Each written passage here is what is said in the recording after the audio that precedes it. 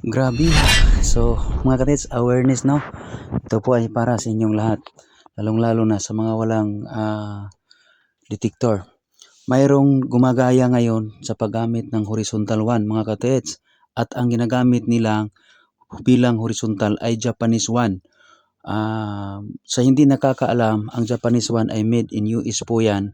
At may pattern po yan sa paggamit. Yan po ay ginagamit ng vertically, hindi horizontally.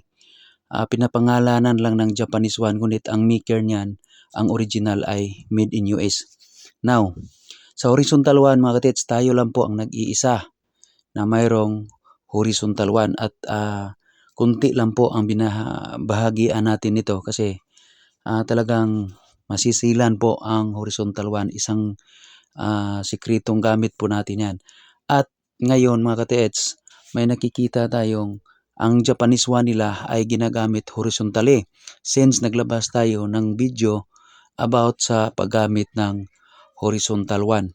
So sana po mga katits ay mapagmatsyag po tayo, no? Baka mabudol kayo dahil lang sa Japanese one ay ginamit horizontally.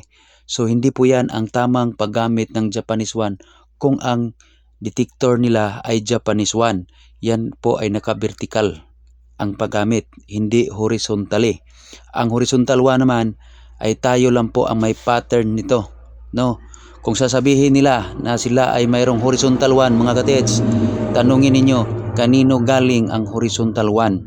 Hingi kayo ng combo or conversation kung sakaling sabihin nila na galing sa akin. So muli po, ito po ay awareness lang para lang po sa mga hindi nakakaalam. Ang Japanese one, mga katits, ginagamit po yan vertically, hindi horizontally. Pag may nakita kayong gumamit ng Japanese one, ginamit horizontally, sawayin na ninyo kasi hindi po yan ang tamang procedure o proseso sa paggamit ng Japanese one. Okay, so hanggang dito na lang po. Maraming salamat. God is good all the time. Bye-bye and God bless.